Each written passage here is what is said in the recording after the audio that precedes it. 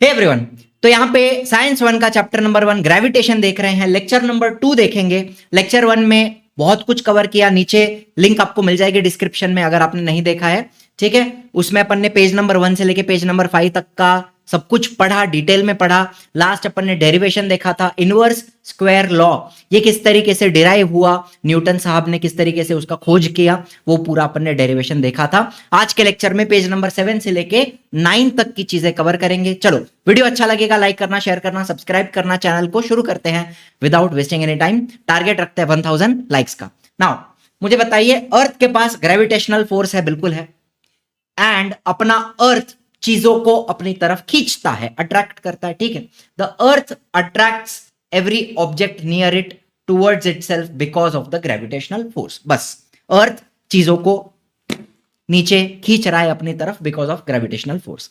Now मुझे एक बात बताना, अगर ये बॉल जो आपको यहां पे दिख रहा है रेड कलर का बॉल अगर ऊपर फेंका जाए तो क्या होगा? वो ऊपर जाएगा, उसकी वेलोसिटी 0 हो जाएगी। चलो, हमने उसको ऊपर फेंका, एक पॉइंट पे उसकी वेलोसिटी 0 हो जाएगी, फिर वो नीचे आने वाला है। सिंपल बात बता रहा हूं। तो मुझे बताओ, प्रश्न क्या है? Will the velocity of the ball thrown vertically upwards, ball को वर्टिकली ऊपर फेंका, सीधा ऊपर फेंका, तो उसकी वेलोसिटी सेम रहेगी या चेंज होगी? Will the velocity of the ball thrown vertically upward remain constant or will it change with time? Of course change होगी। आप उसको ऊपर फेंकोगे तो उसकी वेलोसिटी धीरे धीरे कम होगी एंड एक पॉइंट पे 0 हो जाएगी, फिर वो नीचे गिरेगा। इस तरीके से देखो, वेलोसिटी क्या हो गई? 0 हो गई, फिर बॉल नीचे आने वाला है।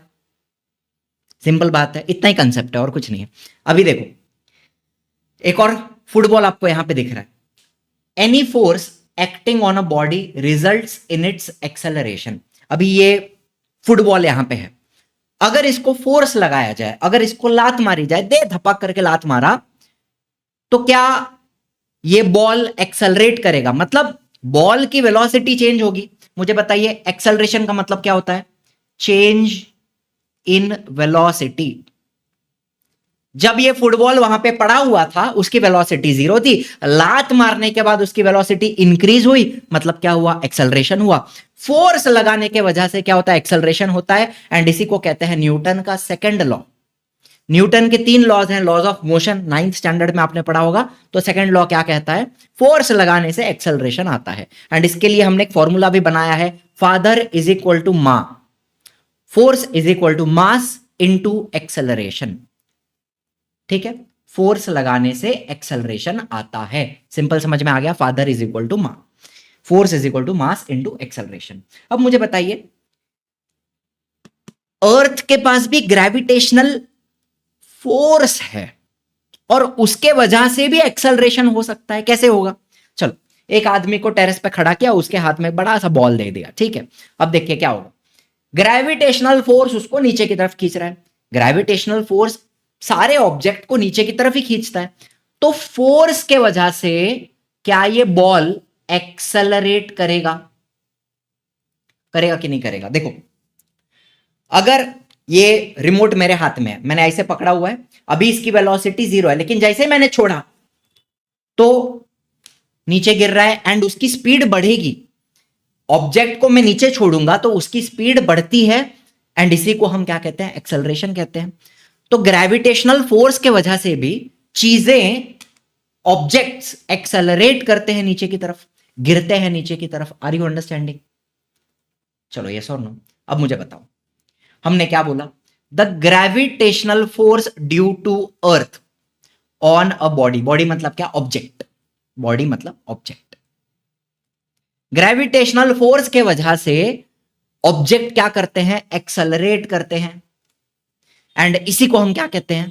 देखो, बॉल नीचे जा रहा है, जा रहा है, जा रहा है, जा रहा है, गिर रहा है, गिर रहा है, गिर रहा है, उसकी स्पीड बढ़ते जा रही है। जैसे जैसे वो नीचे जाएगा उसकी स्पीड बढ़ते जाएगी एंड इसी को हम कहते हैं acceleration due to gravity. This is called as acceleration due to gravity and it is denoted by small G. अब भाई और बहनों, ये डेफिनेशन आपको याद रखनी है फॉर 1 मार्क, 1 मार्कासाठी। What is acceleration due to gravity? Define, ऐसा आया 1 मार्क के लिए, तो पूरा लिखने का। The gravitational force due to Earth on a body results in its acceleration. This is called as acceleration due to gravity and it is denoted by small g. अब मुझे बताइए ये जो small g है इसकी value in general numerical solve करने के लिए अपन क्या लेते हैं 9.8 मीटर पर सेकेंड स्क्वायर. एक्सेलरेशन का यूनिट क्या होता है मीटर पर सेकेंड स्क्वायर होता है कि नहीं होता है. तो अपना एक्सेलरेशन ड्यू टू ग्रेविटी इसका वैल्यू कितना आता है 9.8 मीटर पर सेकेंड स्क्वायर. एंड इसका मतलब क्या है ये भी आपको बता दूं मैं. चलो मान लो जब ये बॉल आदमी के हाथ में था तो उसकी वेलोसिटी कितनी थी 0 थी. जब हाथ में है हाथ में पकड़ा हुआ है वेलोसिटी 0 है बराबर है. जैसे ही उसको नीचे छोड़ा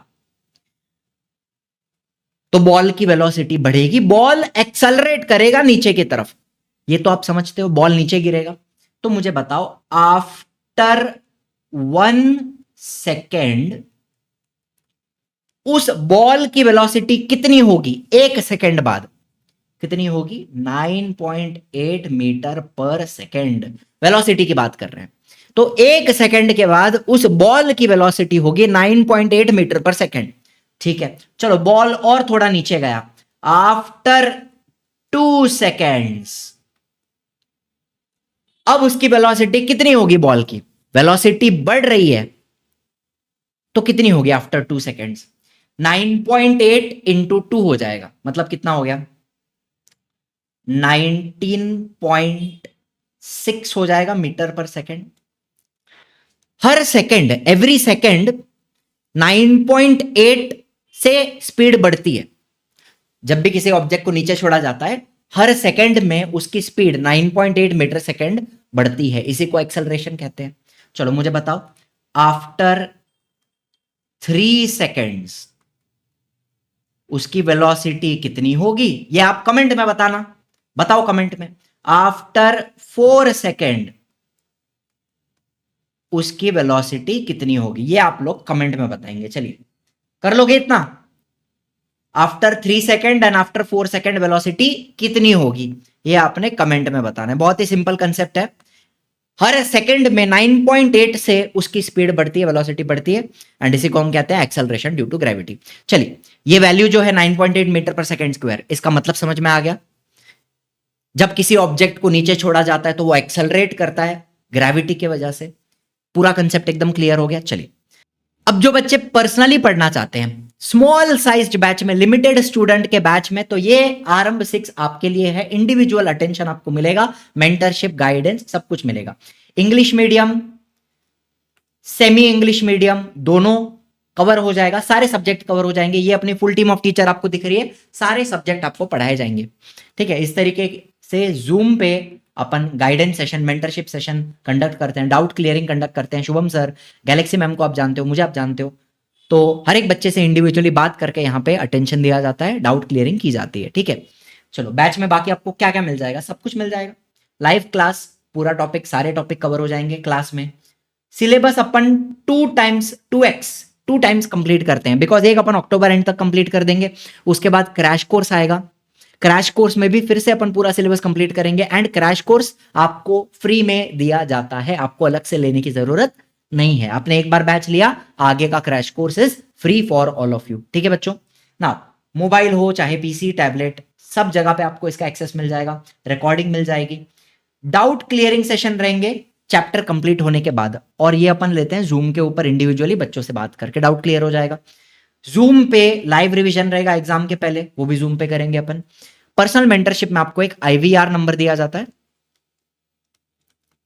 आप किसी भी टीचर को चाहे मुझे कॉल करना है शुभम सर को करना है गैलेक्सी मैम को करना है या योगेश सर को करना है किसी भी टीचर को आप डायरेक्टली कॉल कर सकते हैं.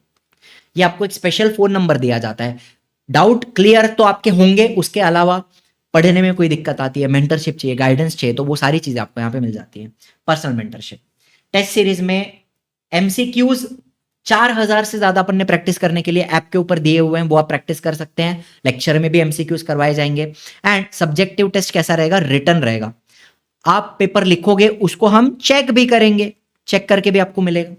ठीक है तो पहले 100 स्टूडेंट्स के लिए लिमिटेड स्टूडेंट्स अपन लेते हैं तो ये कूपन फर्स्ट 100 स्टूडेंट्स के लिए है.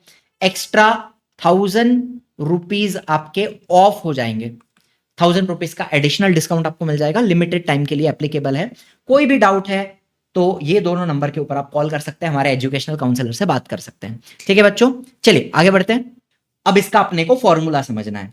ये जो जी है ना, इसका फॉर्मूला क्या है, इसको कैलकुलेट कैसे करेंगे, ये अपने को समझना है। मेरे शक्ल पे थोड़ा थोड़ा पसीना दिख सकता है, शायद गर्मी है, एसी इतना अच्छे से काम नहीं कर रहा है, कोई बात नहीं, हो सकता है थोड़ा पसीना आया हो। जी की वैल्यू अपने को निकालनी है, जी का फॉर्मूला अपने को समझना है। अब देखिए, वी नो दैट अपना ग्रेविटेशनल फोर्स का फॉर्मूला क्या है, कैपिटल जी। कैपिटल जी क्या क्या रहता है, यूनिवर्सल ग्रेविटेशनल कांस्टेंट, है ना, पढ़ा है अपन ने, लेक्चर 1 में पढ़ा हुआ था। Into m1 into m2। जैसे आपके पास दो ऑब्जेक्ट है, एक का मास m1 है, एक का मास m2 है, तो उनको क्या करना है, product of the two masses m1 into m2। And चलो ये दोनों आपके ऑब्जेक्ट है m1 और ये m2, ठीक है, और उनके बीच में डिस्टेंस कितना है d या फिर r, distance between the two object. तो g m1 into m2 upon r square, इस तरीके से आपका ग्रेविटेशनल फोर्स का फॉर्मूला बनता है। यस और नो? अच्छा अब मुझे बताओ, अपन अर्थ की बात करते हैं। अर्थ का मास कैपिटल M, ठीक है, ये आपका ऑब्जेक्ट 1 हो गया। एंड एक बच्चा है जो अर्थ के सरफेस पे है, कहां पर है, अर्थ के सरफेस पे, सतह पर, धरती के सतह पर, सरफेस पर है, ठीक है। एंड बच्चे का मास कितना है, स्मॉल m। और अर्थ के सेंटर से लेके बच्चे तक का जो डिस्टेंस है, it is nothing but capital R। What is capital R? Radius of earth, radius of earth. क्या ये बेसिक बातें समझ में आ रही है? Capital M mass of earth, small m mass of बच्चा, एंड सेंटर से लेके बच्चे तक का जो डिस्टेंस है, it is nothing but radius of the earth, ठीक है। तो ये जो फॉर्मूला है, इसको अपन थोड़ा सा मॉडिफाई करेंगे। इसको अपन कैसे लिखेंगे, force is equal to capital G, वैसा ही रहेगा। अब m1 के जगह पे लिखेंगे capital M mass of earth into small m, small m मतलब क्या, बच्चे का mass, upon capital R square. दोनों के बीच में डिस्टेंस कितना है, अर्थ के सेंटर और बच्चे के बीच का डिस्टेंस, रेडियस, R स्क्वायर। ये बन गया अपना इक्वेशन नंबर 1।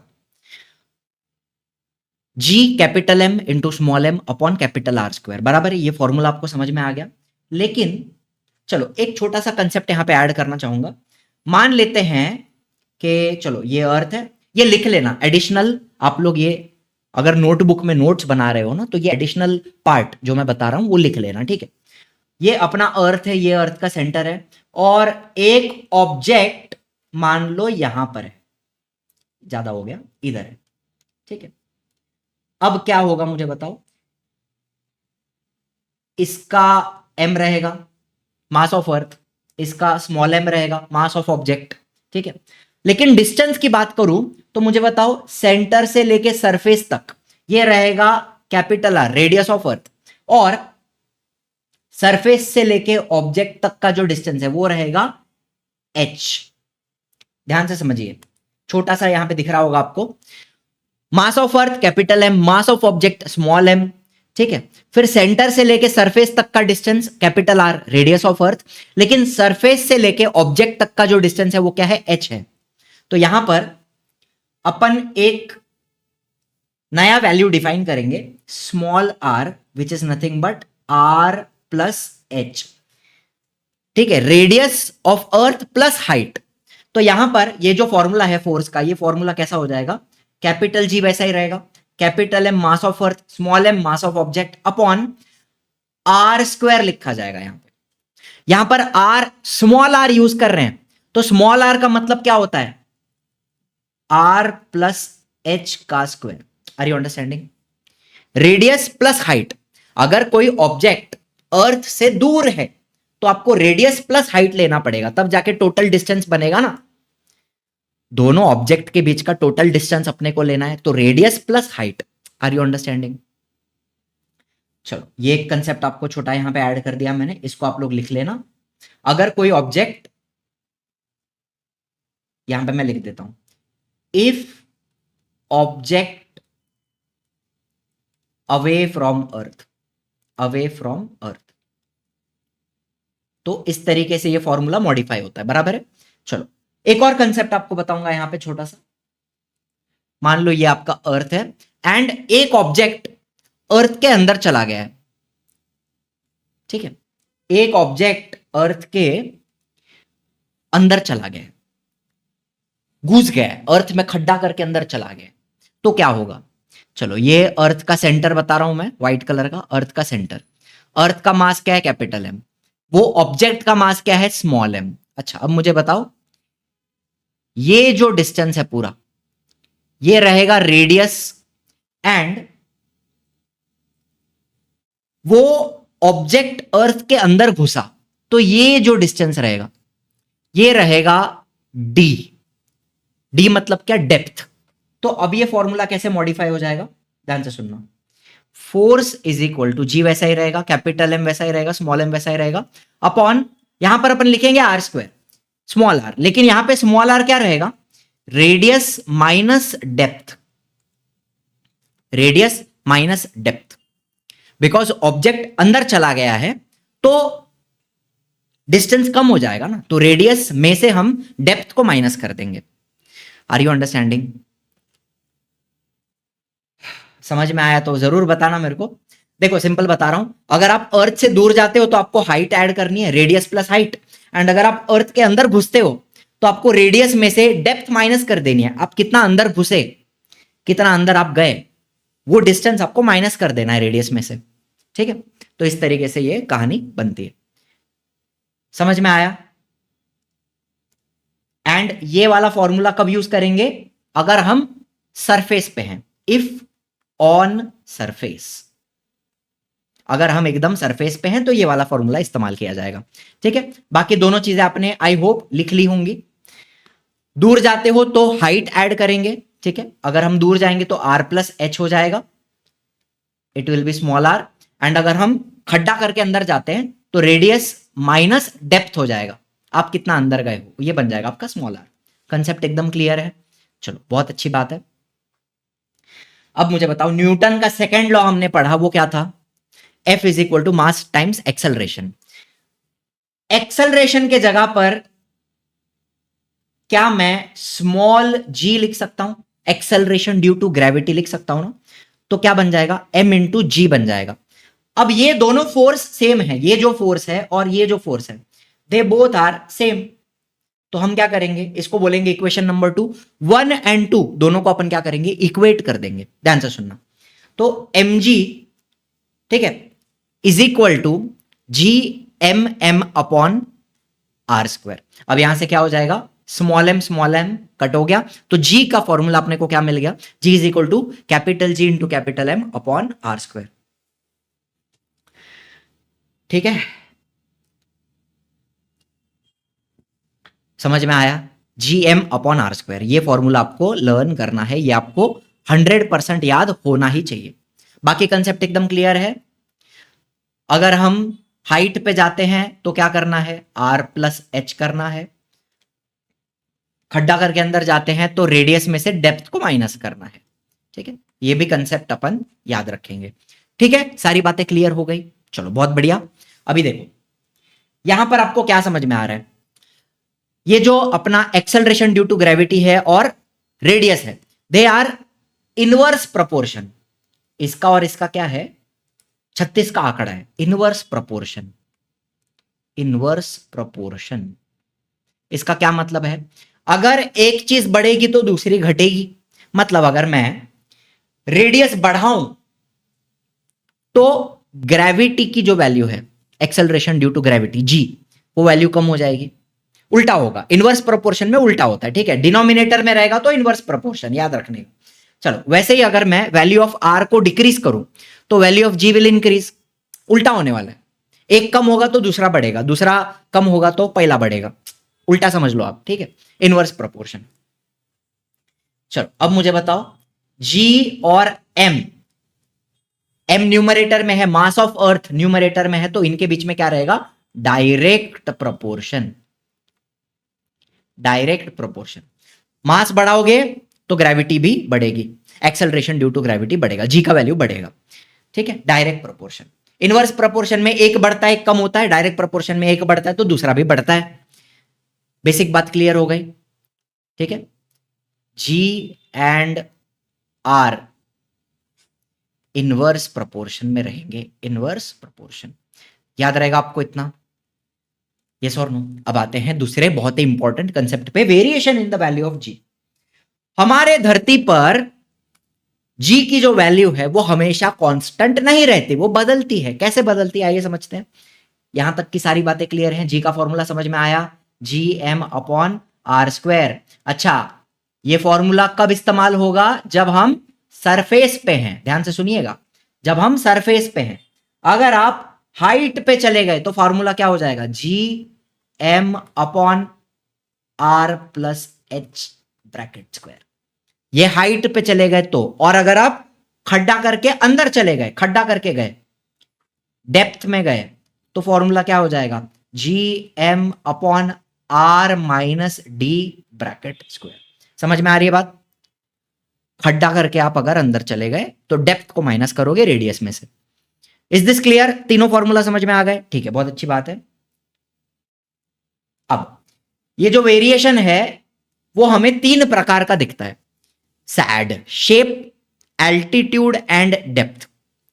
शेप मतलब अर्थ का शेप, एल्टीट्यूड मतलब हाइट, और डेप्थ मतलब क्या? गहराई, अर्थ के अंदर खड्डा करके घुसना, उसको क्या बोलते हैं? डेप्थ बोलते हैं। चलो, ये तीनों प्रकार का वेरिएशन अपने को देखना है। बहुत इंपॉर्टेंट कंसेप्ट है, पीवाईक्यू में पूछा गया है बहुत बार। इसको मैं करूंगा स्टार मार्क, इसको मैं दूंगा 1 नहीं 2 नहीं 3 स्टार। Very important concept. चलो, change along the surface of the earth. Earth का जो शेप है वो एक परफेक्ट स्फीयर नहीं है। आपको पता है अर्थ अपने एक्सिस पे रोटेट करता है, ऐसे ऐसे ऐसे ऐसे ऐसे। मेरे को चक्कर आ गया। अर्थ घूमता है, तो घूमने की वजह से उसका जो बीच का पार्ट है वो फैल गया है एंड ऊपर से दब गया है, इस तरीके से। Are you understanding? बीच में से फैल गया है, ऊपर से और नीचे से दब गया, because of the rotation of the earth. ठीक है, तो देखो मुद्दा क्या है? The earth bulges at the equator, equator से फैला हुआ है, and flatter at the poles, south pole और नॉर्थ पोल, उधर से वो दब गया है, फ्लैट हो गया है। ठीक है, चलो, इस तरीके से अपने को अर्थ दिखता है। तो अब मुझे बताओ, ये पोल की बात कर रहे हैं, पोल है और यहां पे इक्वेटर है, ये वाला इक्वेटर। अब मुझे बताओ, सिंपल बता देता हूं कंसेप्ट, यहीं पे आपको क्लियर कर देता हूं। सेंटर से लेके पोल का जो डिस्टेंस है वो कम रहेगा। मतलब यहां पर आर की वैल्यू कैसे लिखूं मैं, इसको कौन से कलर से लिखूं? यहां पर व्हाइट कलर दिखेगा यहां पर। सेंटर से लेके पोल का डिस्टेंस कम है, आर की वैल्यू यहां पे कम है, मतलब यहां पर जी की वैल्यू ज्यादा होगी, इनवर्स प्रोपोर्शन, जी की वैल्यू ज्यादा होगी। एंड सेंटर से लेके इक्वेटर ये डिस्टेंस ज्यादा है, मतलब यहां पे आर की वैल्यू ज्यादा है, तो यहां पे जी की वैल्यू कम होगी, इनवर्स प्रोपोर्शन। बात समझ में आ गया? इक्वेटर पे जी की वैल्यू कम है, पोल पे जी की वैल्यू ज्यादा है, ये कंसेप्ट है। अब समझो इसको। चलो, बच्चा अपना पोल पे बैठा हुआ है, ठीक है, और एक बच्चा इक्वेटर पे बैठा हुआ है। The radius is largest eight the equator, equator पे रेडियस ज्यादा है, इक्वेटर पे रेडियस ज्यादा है। ठीक है, तो इसके और इसके बीच में क्या है? 36 का आंकड़ा, इनवर्स प्रोपोर्शन। चलो, तो यहां पर जी की वैल्यू कितनी है? 9.78 मीटर पर सेकेंड स्क्वायर, कम है। और वही radius is smallest at the pole, smallest at the pole, तो वहां पर जी की वैल्यू ज्यादा होगी। मुझे बताओ, रेडियस छोटा है तो जी का वैल्यू ज्यादा रहेगा, कितना रहेगा? 9.83 मीटर पर सेकेंड स्क्वायर। और इक्वेटर पे जी की वैल्यू कम रहेगी, 9.78 मीटर पर सेकेंड स्क्वायर। ये आपको दोनों लर्न करना है, ये आपको क्या करना है? लर्न करना है। इक्वेटर पे कितना है और पोल पे कितना है? पोल पे ज्यादा है, इक्वेटर पे कम है, पोल पे ज्यादा, पीजे, पोल पे ज्यादा, इक्वेटर पे कम। एक पीजे, एक पकाओ जोक, एक पीजे, इक्वेटर पे कम पोल पे ज्यादा, इक्वेटर पे कम पोल पे ज्यादा, एक पीजे, याद रखेंगे, एक पीजे। 9.78 एंड 9.83, एक पेज है, इक्वेटर पे कम, पोल पे ज्यादा। चलो दूसरा कंसेप्ट आता है, बहुत ही सिंपल था ये, यस। दूसरा कंसेप्ट आता है एल्टीट्यूड। एल्टीट्यूड मतलब क्या? एटीट्यूड की बात नहीं कर रहे हैं, एल्टीट्यूड मतलब हाइट। चलो बताओ आप क्या होगा, चेंज विथ हाइट। आइए समझते हैं, मुझे बताओ, कंसेप्ट बहुत ही सिंपल है। अगर आप हाइट पे जाते हो तो आप फॉर्मूला क्या लिखोगे? G M upon R plus H whole square, बराबर है। अच्छा अब मुझे बताओ, इसके और इसके बीच में इनवर्स प्रोपोर्शन है,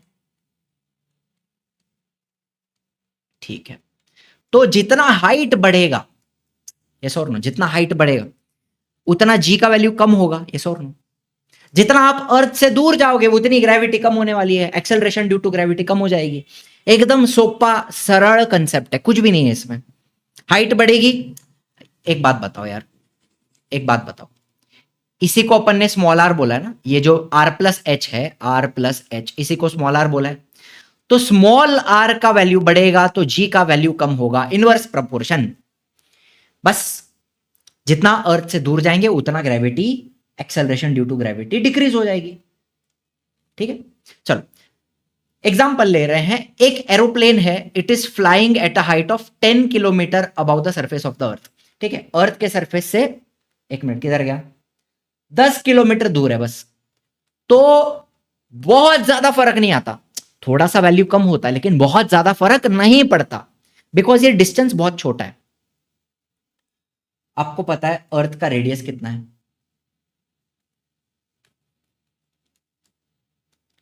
6400 किलोमीटर। अरे रेडियस इतना ज्यादा है तो 10 किलोमीटर उसके सामने बहुत कम है ना। तो यहां पर आर कितना हो जाएगा? 6400 प्लस 10, बस 6410। कोई बहुत ज्यादा फर्क नहीं पड़ रहा है। तो एरोप्लेन 10 किलोमीटर के हाइट पे उड़ता है, वहां पर जी की वैल्यू में बहुत ज्यादा फर्क नहीं आता। लेकिन अगर हम अर्थ से बहुत बहुत दूर चले जाएं, कुछ एग्जांपल आपको देता हूं, चलो एक एक करके एग्जांपल देखेंगे। अर्थ के सरफेस पे अपन ने क्या पकड़ा है? 9.8 पकड़ा है एवरेज, ठीक है। चलो फिर आप माउंट एवरेस्ट के ऊपर चले जाओ, वहां पर भी बहुत ज्यादा फर्क नहीं पड़ने वाला है, 8.8 किलोमीटर ऊपर चले गए कोई फर्क नहीं पड़ेगा। एरोप्लेन यहां पे उड़ रहा है, एरोप्लेन उड़ रहा है ऐसा 10 किलोमीटर के हाइट पे, कोई ज्यादा फर्क नहीं पड़ने वाला है, ठीक है। चलो एक हॉट एयर बलून होता है, आपको पता है, जिसमें बैठ के उड़ा जा सकता है, हॉट एयर बलून।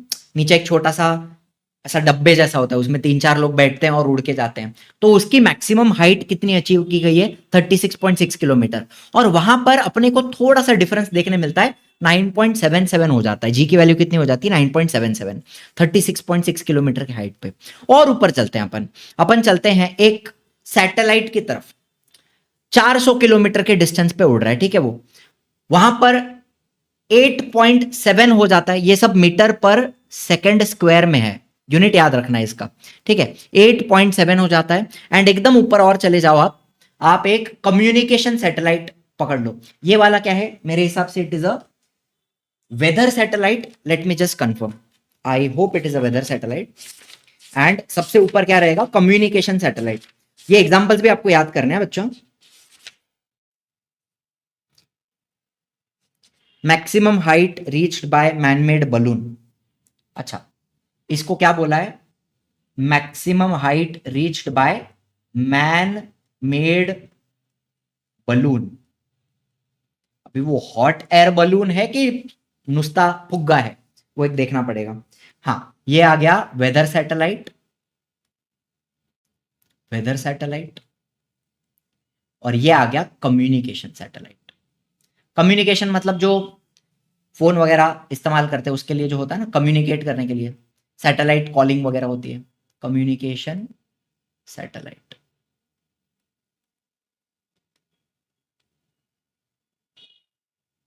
ठीक है। और वो कितने डिस्टेंस पे है अपना कम्युनिकेशन सैटेलाइट? 35,700 किलोमीटर पे, ठीक है, उतने डिस्टेंस पे। और वहां पर जी की वैल्यू काफी कम हो जाती है, 0.225 मीटर पर सेकंड स्क्वायर हो जाती है।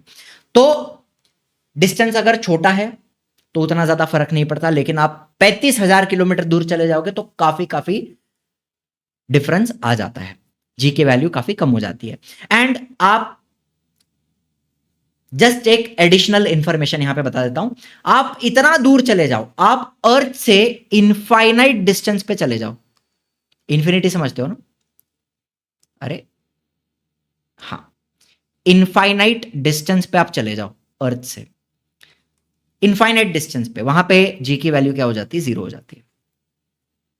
बहुत दूर जाना पड़ेगा आपको, बिकॉज वो धीरे धीरे धीरे कम होगा ना, 0.001000 ऐसे करके, तो इनफाइनाइट डिस्टेंस पे बहुत दूर जी की वैल्यू एकदम 0 हो जाएगी। ठीक है, चलो ये छोटा सा कंसेप्ट अपन ने ऐड कर दिया यहाँ पे। Everything is clear.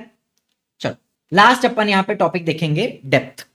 ये थोड़ा कंफ्यूजिंग है, बच्चों को समझ में नहीं आता, but I will give my best, I will try my best, आपको समझ में आ जाए। Change with depth.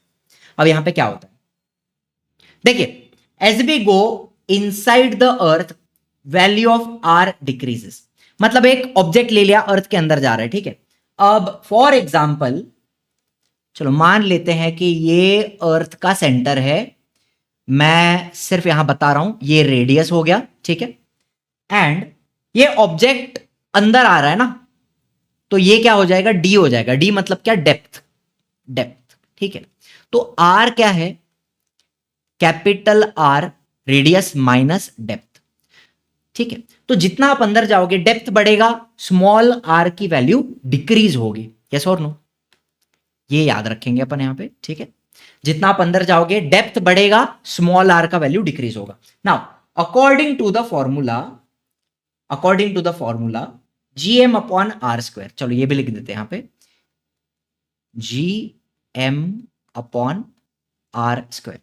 According to the formula one may think value of G should increase. मुझे एक बात बताओ, जितना आप डेप्थ में जाओगे आर की वैल्यू डिक्रीज हो रही है, तो हमें ऐसा लगेगा कि जी की वैल्यू बढ़नी चाहिए, ऐसा हमें लगता है, लेकिन ऐसा होता नहीं है। कंसेप्ट अलग है, थोड़ा ध्यान से सुनते जाना। जितना आप डेप्थ में जाओगे आर की वैल्यू कम होगी। आर मतलब क्या, रेडियस माइनस डेप्थ, याद रखेंगे, R minus D. Small R क्या है, रेडियस माइनस डेप्थ। तो जितना आप अंदर जाओगे आर की वैल्यू कम हो रही है, तो हमें लगेगा कि जी की वैल्यू बढ़नी चाहिए, लेकिन ऐसा होता नहीं है। क्यों नहीं होता है, आइए समझाता हूं आपको। बहुत ही इंटरेस्टिंग कंसेप्ट है, ध्यान से सुनो। चलो क्या होगा यहां पे, आप बाहर का जो पार्ट है ना, ये वाला पार्ट, इसको अपन कंसिडर करते हैं पहले, ठीक है। अंदर का जो अर्थ है उसको अपन बाद में देखेंगे, पहले अपन बाहर का जो अर्थ है ना, उसको अपन पहले कंसिडर करते हैं, जहां पर आपका ये ऑब्जेक्ट आ गया है, ठीक है। आपका ऑब्जेक्ट इस ऐसे पॉइंट पे आ गया ना अंदर, तो ये जो बाहर का पूरा अर्थ है ना, इसको अपन कंसिडर करते हैं। चलो ध्यान से सुनना। अब क्या होता है, ग्रेविटी मास के वजह से आती है। ग्रेविटी कहां से आती है, मास के वजह से। तो मुझे बताओ, मैं अगर अर्थ के अंदर चले जाऊं तो मेरे ऊपर भी अर्थ है, ऑब्जेक्ट के, इधर देखो, ऑब्जेक्ट के ऊपर भी अर्थ है, मतलब ऊपर से खिंचाव आएगा। क्या आएगा, ऊपर से खिंचाव आने वाला है। एंड इस ऑब्जेक्ट के नीचे भी अर्थ है, वहां से भी खिंचाव आने वाला है, नीचे वाले पार्ट से भी खिंचाव आ रहा है। अब होता क्या है ना, कि जो ऊपर का खिंचाव है और जो नीचे का खिंचाव है, it is equal but opposite. तो वो एक दूसरे को कैंसिल कर देंगे, ऊपर का खिंचाव नीचे का खिंचाव एक दूसरे को कैंसिल कर देंगे। तो ये जो पूरा बाहर का पार्ट है ना, ये पूरा बाहर का पार्ट कैंसल आउट हो जाता है। बाहर का पूरा पार्ट क्या हो जाता है, कैंसल आउट हो जाता है, मतलब उसकी जो इफेक्ट है वो कैंसिल हो जाती है। Are you understanding. तो इतना ही अर्थ बचेगा। पहला कितना अर्थ था, बड़ा अर्थ था, लेकिन आपके लिए इफेक्टिव इतना ही अर्थ बचेगा। बाहर का जो पूरा पार्ट था वो क्या हो जाता है, उसका इफेक्ट कैंसल आउट हो जाता है। Are you understanding. तो मुद्दा क्या है, ध्यान से सुनना। The part of the earth, पढ़ो मेरे साथ, इधर देखो, the part of the earth which contributes towards the gravitational force decreases. बाहर का जो पूरा पार्ट था उसका इफेक्ट कैंसल आउट हो गया, तो वो हमने हटा दिया। The part of the earth which contributes towards the gravitational force decreases.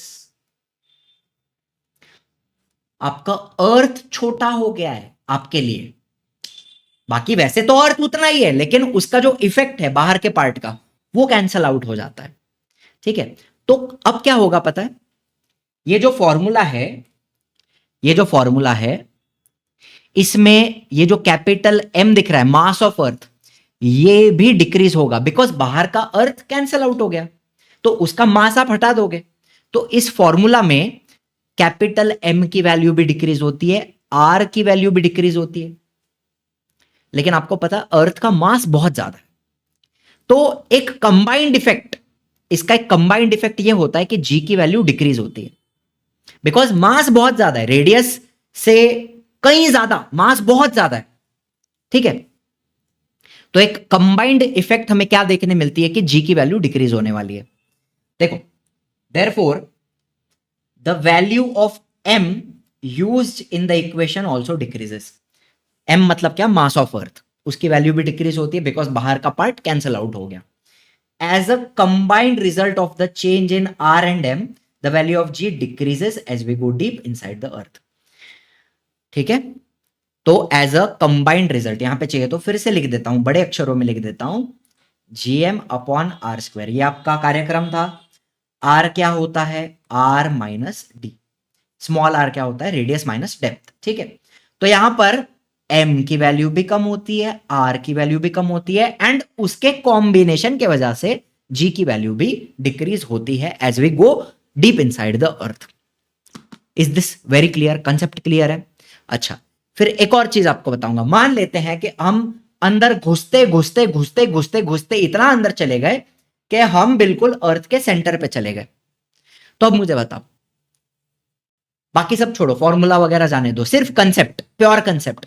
ऊपर से खिंचाव आएगा, यस, नीचे से भी खिंचाव आएगा, लेफ्ट से खिंचाव आएगा, राइट से खिंचाव आएगा, चारों तरफ से खिंचाव आने वाला है, एंड सारे फोर्सेस एक दूसरे को कैंसल आउट कर देंगे। सारे फोर्सेस क्या करेंगे, एक दूसरे को कैंसल आउट कर देंगे। All the opposing forces will cancel each other and G की वैल्यू 0 हो जाएगी एट सेंटर ऑफ अर्थ। समझ में आया? The value of G becomes 0 at the center of earth. तो अगर क्वेश्चन आए ना, आपको आगे भी बताऊंगा why does the value of G become 0 at the center of earth, तो आपको कोई अलग आंसर नहीं लिखना है। आप आंसर में क्या लिखोगे, ये जो पूरा आंसर है ना, उसमें ये जो पॉइंट है, ध्यान से सुनना, अगर ऐसा क्वेश्चन आए, why does the value of G become 0 at the center of earth, ये आपका क्वेश्चन है। समझ में आ रही बात? तो ये जो 5th पॉइंट है, इसको मॉडिफाई करेंगे, बाकी सब सेम रहेगा। यहां पर आप क्या लिखोगे, as a combined result of change in R and M, बस the value of G becomes 0, 0 ऐसे लिख देंगे, 0 एट सेंटर ऑफ अर्थ, ऐसे लिखेंगे। इतना ही फर्क रहेगा, बाकी कुछ नहीं। बाकी कोई अलग आंसर, डेंसिटी, नवनीत के बुक में कुछ अलग ही भलता वलता दिया हुआ है, कैलकुलेशन दिया हुआ है, वो सब कुछ भी लिखने की जरूरत नहीं है। This is your answer. ठीक है, चलो, क्लियर है कंसेप्ट? बहुत अच्छे से कोशिश किया है मैंने सारा कंसेप्ट आपको समझाने का। ठीक है बच्चों, चलिए आते हैं लास्ट टॉपिक पे, मास वर्सेस वेट। बहुत ही सिंपल कंसेप्ट है। मास क्या होता है, it is the amount of matter which is present in the object. Object के अंदर जो मैटर प्रेजेंट है वो आपका मास है। बेसिकली मैटर क्या होता है, एटम से बनता है, न्यूक्लियस के अंदर प्रोटॉन है, न्यूट्रॉन है, उनका ही मास होता है, इलेक्ट्रॉन्स का तो मास नेग्लिजिबल होता है। एनीवे, मास क्या है, अमाउंट ऑफ मैटर जो आपके ऑब्जेक्ट के अंदर प्रेजेंट है। ठीक है, SI unit of mass is kg. Mass का जो यूनिट है, एसआई का मतलब क्या होता है, एसआई मतलब क्या, सिस्टम इंटरनेशनली, मतलब इंटरनेशनली रिकॉग्नाइज्ड यूनिट, जो पूरे दुनिया में सब जगह यूज किया जाता है, उसको एसआई यूनिट कहते हैं, system international unit. SI unit is KG. ठीक है, इंटरनेशनल यूनिट। मास एक स्केलर क्वांटिटी है, उसका सिर्फ स्केलर का मतलब क्या है आपको यहां पे बताता हूं। स्केलर मतलब क्या, जिसका सिर्फ मैग्नीट्यूड होता है। मैग्नीट्यूड, मैग्नीट्यूड मतलब क्या, एक वैल्यू होती है 5 kilo, 10 kilo, 15 kilo, 20 kilo, 1000 kilo, 2000 kilo, value. Magnitude का मतलब क्या है, बस वैल्यू। ऐसे क्वांटिटी को स्केलर क्वांटिटी कहते हैं। ठीक है, जैसे डिस्टेंस है 5 किलोमीटर, 10 किलोमीटर, 20 किलोमीटर, वैल्यू है ना, सिर्फ मैग्नीट्यूड है, डायरेक्शन नहीं है, सिर्फ मैग्नीट्यूड, उनको हम स्केलर क्वांटिटी कहते हैं। ये आपने पहले भी पढ़ा होगा, 9th में 8th में पढ़ा होगा, I am sure. But scalar का मतलब क्या, ओनली मैग्नीट्यूड। ठीक है, सिर्फ वैल्यू है, डायरेक्शन नहीं है, only magnitude is there, no direction, it is called as scalar quantity. ठीक है, एंड मास का जो वैल्यू है it is same everywhere, everywhere in the universe. आप धरती पे आपका जितना मास है उतना ही मून पे भी है, उतना ही सन पे भी है, उतना ही किसी दूसरे गैलेक्सी में है। आप सैटर्न पे जाओ, जुपिटर पे जाओ, यूरेनस, नेपच्यून, किधर भी चले जाओ, आपका मास चेंज नहीं होने वाला है। Mass is always going to be same everywhere. ठीक है, its value does not change even when we go to another planet. किसी दूसरे प्लैनेट पे भी चले जाओ, मास की वैल्यू में चेंज नहीं आता। ठीक है, and last point, according to Newton's पहला law, it is the measure of inertia of an object. Inertia का मतलब क्या आपको बताता हूं। इनर्शिया मतलब the tendency to do nothing, कुछ ना करने की क्षमता, टेंडेंसी टू डू नथिंग। इसका क्या मतलब है सर, मतलब दो बच्चे मेरे पास, एक दुबला बच्चा है, पतला बच्चा, और एक थोड़ा मोटा बच्चा, हेल्दी बच्चा है। तो मुझे बताओ, इसका मास कम है और इसका मास ज्यादा है, तो किसको धक्का लगाने में ज्यादा फोर्स लगाना पड़ेगा, जिसका मास ज्यादा है उसको मुझे ज्यादा फोर्स, ज्यादा धक्का देना पड़ेगा, तब जाके वो हिलेगा अपने जगह से। Are you understanding. जिसका मास कम है वो इजीली हिल जाएगा, कम फोर्स लगाएंगे तो भी हिल जाएगा, लेकिन मास जितना ज्यादा है उतना ज्यादा धक्का लगाना पड़ेगा, मतलब उतना ही उसको हिलाना मुश्किल है। जितना मास ज्यादा है उतना उसको, उस ऑब्जेक्ट को हिलाना मुश्किल हो जाता है। इसको हम इनर्शिया कहते हैं, the tendency to do nothing, बैठे रहने की जो टेंडेंसी है। जितना मास ज्यादा होगा उतनी वो टेंडेंसी ज्यादा रहेगी, बस बैठे रहो। जितना मास ज्यादा उतना उतना डिफिकल्ट हो जाता है ऑब्जेक्ट को मूव करना, हिलाना उसको। Are you understanding. इसी को इनर्शिया कहते हैं। समझ में आया आपको, बस इतना ही कंसेप्ट है। एंड हायर द मास, जितना मास ज्यादा है higher is the inertia, inertia ज्यादा रहेगा, जितना इनर्शिया ज्यादा रहेगा उतना उसको हिलाना मुश्किल हो जाएगा। बस इतना कंसेप्ट आपको याद रखना है। ठीक है, चलो आते हैं वेट पे। व्हाट इज वेट, हाँ very interesting. Wait of an object is the force with which the earth attracts the object. मतलब क्या, मतलब मैं धरती पे खड़ा हूं, ठीक है, तो ग्रेविटेशनल फोर्स, अर्थ मेरे ऊपर कुछ ग्रेविटेशनल फोर्स लगा रहा है, उसका फॉर्मूला क्या रहेगा मुझे बताओ। G, gravitational constant into mass of earth, capital M, मेरा मास क्या है स्मॉल एम, और मैं सरफेस पे खड़ा हूं तो आर स्क्वायर बराबर है। ये जो फोर्स है ना, ग्रेविटेशनल फोर्स अर्थ मेरे ऊपर लगा रहा है, यही मेरा वेट है। इसी को हम क्या कहते हैं, वेट कहते हैं। अच्छा मुझे एक बात बताओ, एक और फॉर्मूला अपन ने देखा था ना, gravitational force is equal to mass into acceleration due to gravity. तो यही फोर्स क्या है, वेट। ठीक है, तो ऐसा लिख सकते हैं W is equal to M into G. धरती मेरे ऊपर जो ग्रेविटेशनल फोर्स लगाती है वही मेरा वेट है, mass into acceleration due to gravity, m into G, ये मेरा क्या बनता है, वेट बनता है। और इसका यूनिट क्या रहेगा, न्यूटन। फोर्स का यूनिट क्या होता है, न्यूटन होता है, तो वेट का यूनिट क्या है, न्यूटन है। समझ में आया बात। अरे यस और नो। देखो अब ये बच्चा है, बच्चे का मास क्या है, स्मॉल एम, ठीक है, तो weight is force, gravitational force, mass into gravity, m into G. ठीक है, एंड वेट एक फोर्स है तो उसका ऐसा यूनिट क्या है, न्यूटन रहेगा। कहानी समझ में आई आपको। अर्थ मेरे ऊपर जो ग्रेविटेशनल फोर्स लगा रहा है वही मेरा मास है, एंड अपन ने क्या बोला था, force is equal to M into G, therefore W गंगाधरी शक्तिमान है, ऐसा लिख दो, W is equal to F is equal to M into G. ठीक है, ये अपने को याद रखना। एंड इसका यूनिट क्या रहेगा, न्यूटन रहेगा, because it is a force and ये वेक्टर क्वांटिटी है। Also weight being a force it is a vector quantity, और वेक्टर क्वांटिटी में क्या होता है, वेक्टर क्वांटिटी में मैग्नीट्यूड भी होता है, मैग्नीट्यूड मतलब वैल्यू, न्यूटन है ना, magnitude plus direction.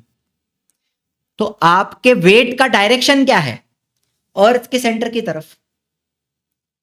Gravitational force का डायरेक्शन क्या है, आपके अर्थ के सेंटर की तरफ है ना। तो यहां पे क्या हो रहा है, weight is a force, it is a vector quantity and उसकी जो डायरेक्शन है it is towards the center of the earth, that's it. Vector quantity में मैग्नीट्यूड के साथ डायरेक्शन भी होती है, इतना याद रखना है। And as the value of g is not same everywhere, the weight of an object changes from place to place though the mass is constant everywhere। तो चलो फिर से बताओ, यहां पे कंसेप्ट बताओ, वेट क्या है, m इंटू जी। नाउ मास तो आपका अर्थ पे भी जो मास है वही मून पे है, वही यूरेनस नेपच्यून मार्स किधर भी चले जाओ, दूसरे गैलेक्सी में चले जाओ, किसी मास चेंज नहीं होगा, mass is constant everywhere.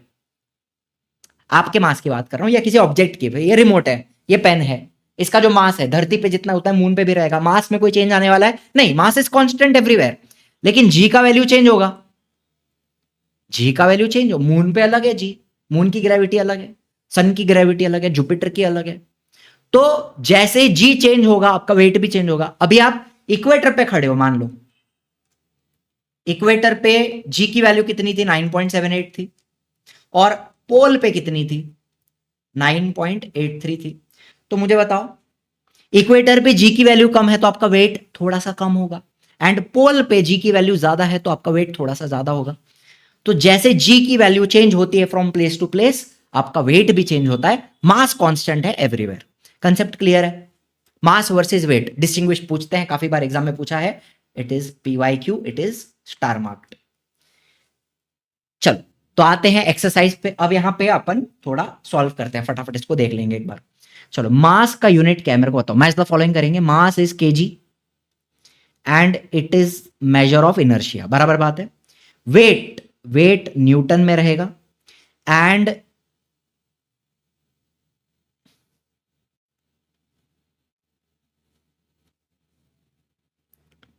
Wait Newton पे रहेगा एंड रुको, इसमें से कौन सा देखते हैं अपन, एक्सेलरेशन ड्यू टू ग्रेविटी इसका रहेगा मीटर पर second square and it is 0 at the centre, बराबर है। ग्रेविटेशनल कांस्टेंट ये रहेगा न्यूटन मीटर स्क्वायर पर KG square, same in the entire universe, बराबर। तो आपका जो वेट है it depends on height, because height के साथ जी का वैल्यू चेंज होगा ना, जो जी का वैल्यू है वो हाइट के साथ चेंज होगा तो वेट भी चेंज होगा। चलो तो ये अपना हो गया, यार फिर से बना दूं क्या, ये ऐसा और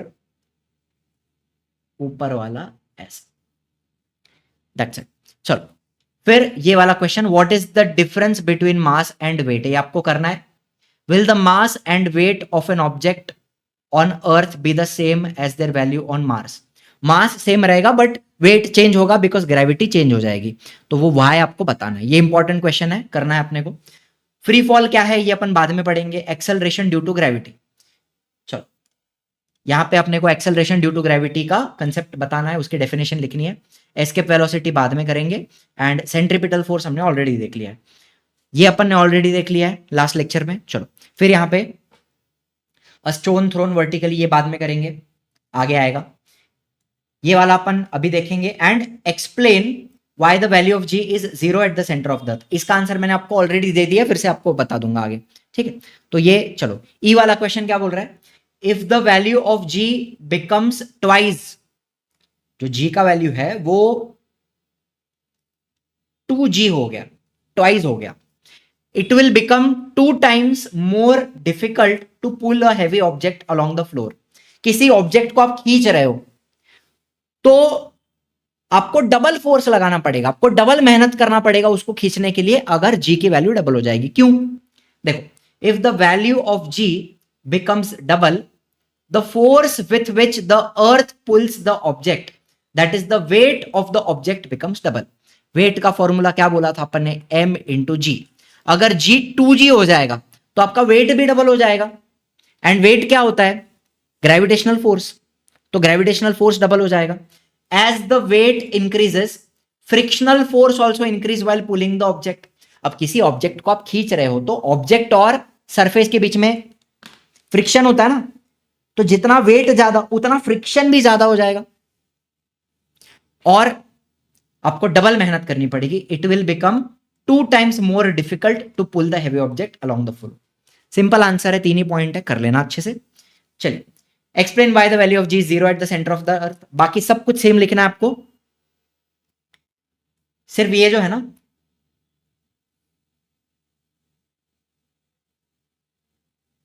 बस ये पॉइंट अपन ने इधर ऐड किया।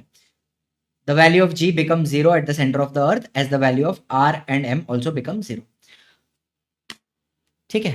हाँ, ये भी एक इंटरेस्टिंग कंसेप्ट है। आप अगर अर्थ के एकदम सेंटर में चले जाओ तो वहां पे स्मॉल आर क्या होता है? Radius minus depth.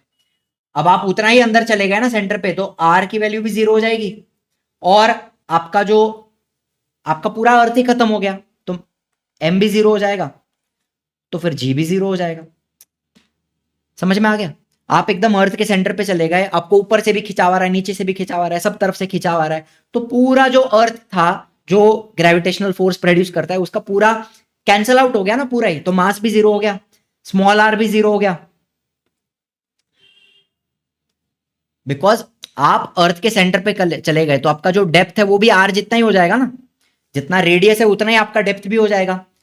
तो स्मॉल आर की वैल्यू 0 हो गई, स्मॉल आर 0 हो गया, एम 0 हो गया, thus g will also become 0। Concept समझ में आ रहा है आपको? बहुत ही सिंपल कंसेप्ट है। ठीक है, चलिए, तो इसी के साथ आज का लेक्चर यहां पे करते हैं समाप्त। I hope everything is super clear. पूरा कोशिश किया सब कुछ एकदम डिटेल में बताने का। कुछ भी नहीं समझा है तो कमेंट में जरूर बताना। एंड मिलते हैं अगले लेक्चर में। Thank you so much for watching. I will see you in the next one. Bye bye. जय हिंद, जय महाराष्ट्र।